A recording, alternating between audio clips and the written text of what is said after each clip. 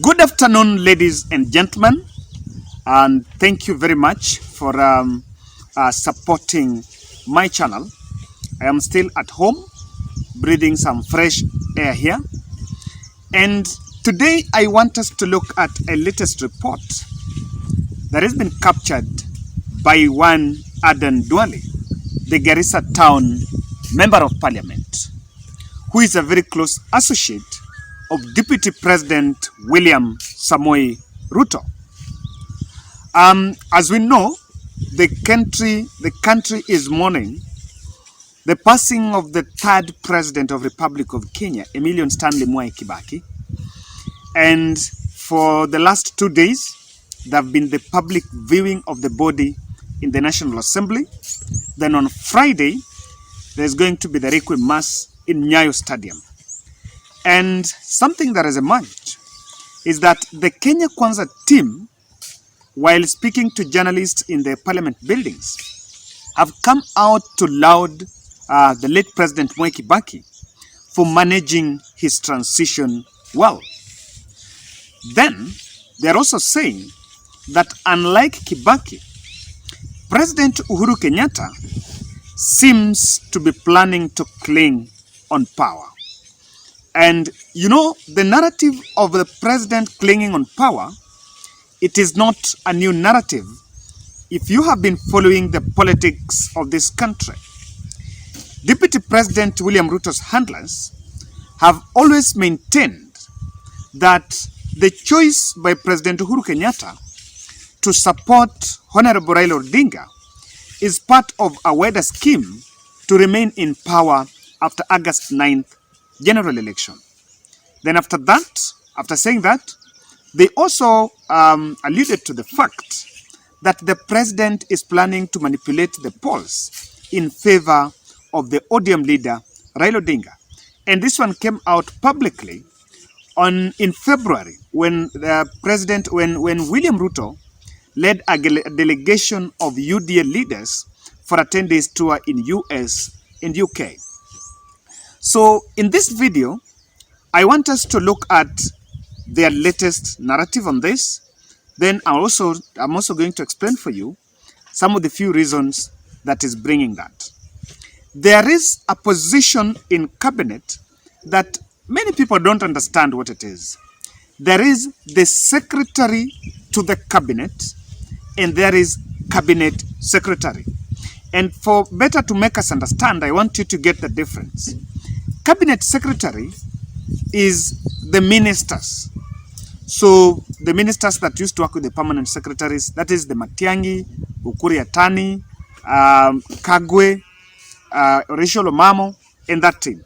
But there is another position known as cabinet secretary to the cabinet. Now this position is an appointee, is nominated, the holder of that office is nominated by the president and vetted in the National Assembly. Now, this secretary to the cabinet is the office that manages transition. Actually, it is the transition office from one government to the other. Let me take you to 2013. The person that was holding that office was Francis Kimemia. And that is why you see, if you remember the President Uhuru Kenyatta swearing in 2013, Francis Kimemia was playing a very critical role. Now, the office, the secretary to the cabinet, amongst other roles, he's the person that takes minutes in the cabinet or also reports to the cabinet secretaries. In any case, there is something that was discussed involving their dockets and they did not attend the cabinet meeting, that communication is given from that office. And even when the president wants to meet the cabinet abruptly, the person that convenes that meeting is the secretary to the cabinet. That is the coordinating office of the cabinet.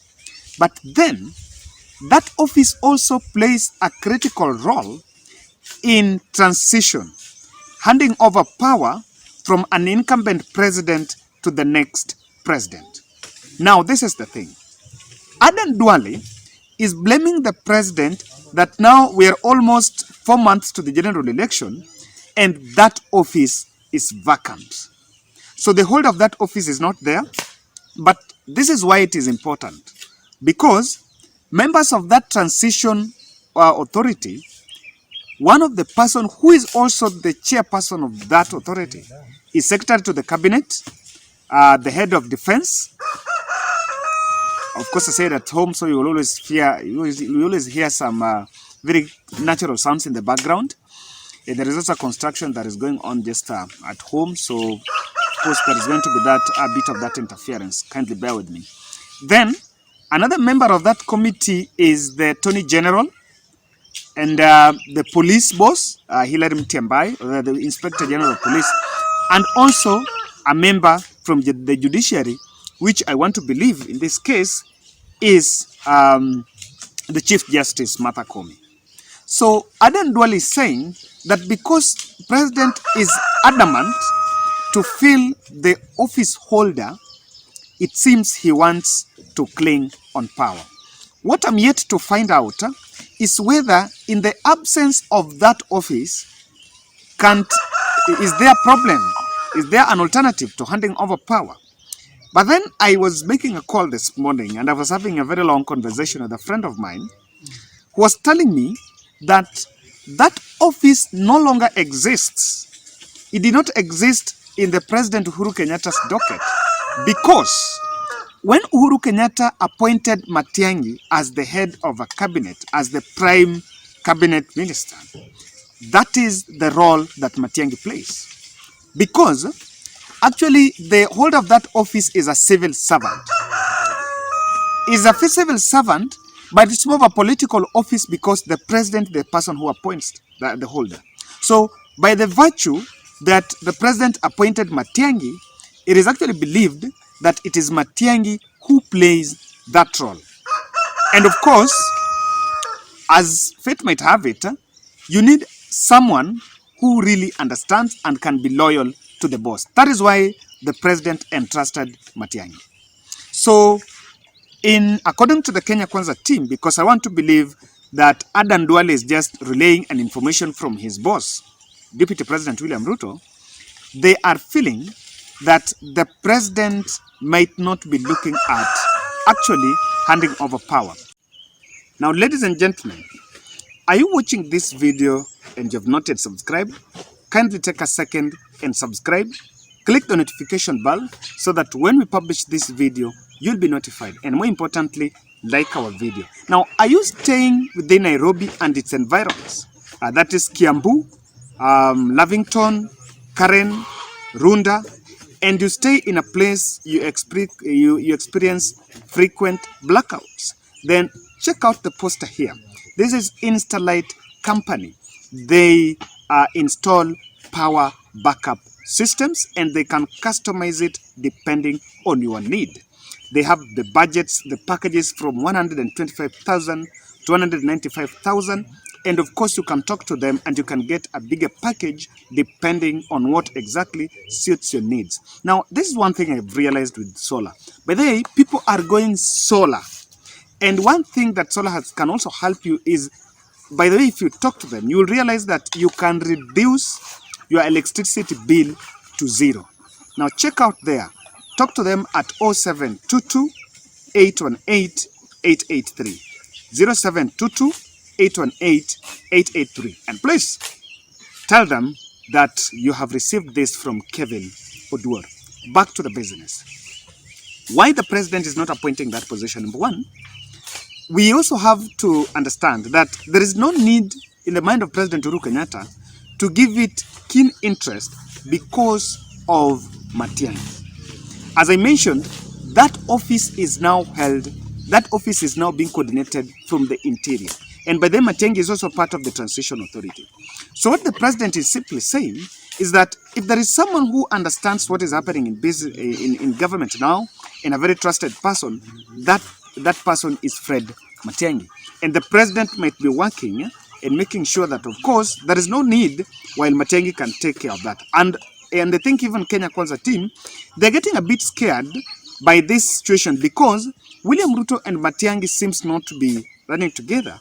And even Duale was saying that it is very saddening that some members of the cabinet are already campaigning for Raila Odinga, while some members of this cabinet are part of the transition authority. So that is why they are also getting scared.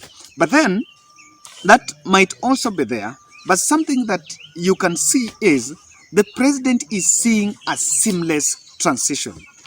A seamless transition in that, in any case, Ruto will win the presidency or Raila wins the presidency. There will be no protest. There's going to be no problem. Although this might be an assumption that I don't agree with. Because, ladies and gentlemen, this is what exactly is going to play out.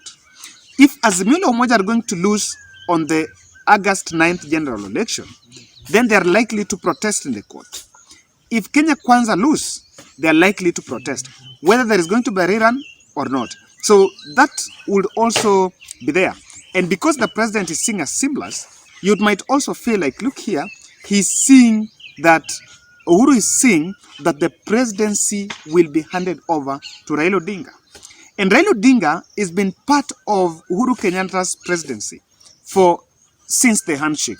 Remember when I remember last year during the Jamhuri Day celebration at Uhuru Gardens, Raila was coming out to say that he even advised the president on how he will utilize that field.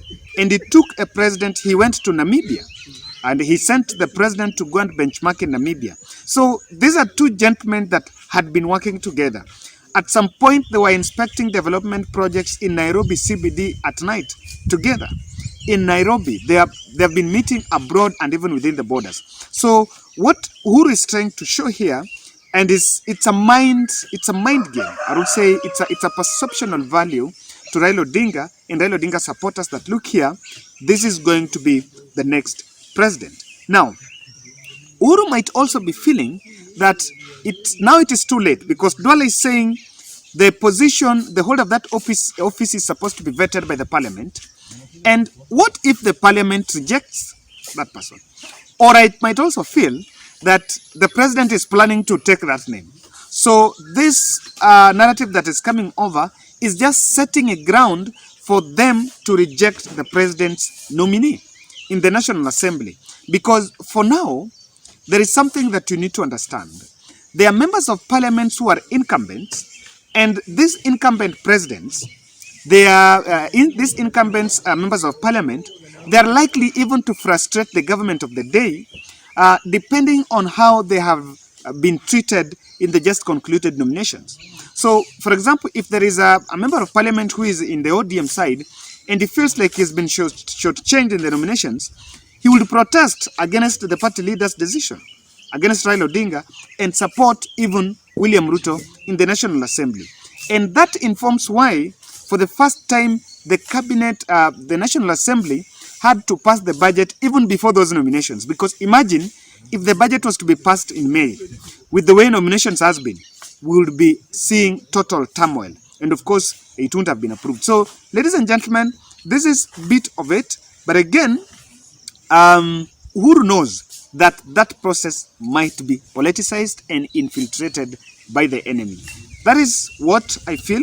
And then, having listened to what I was saying, do you believe that that position can be used, or it's a deliberate move by President Uhuru Kenyatta to cling on power? If you ask me, my answer is no. But then, what is your take? And that is my analysis. Let's meet in the next about Mike Sonko in Mombasa.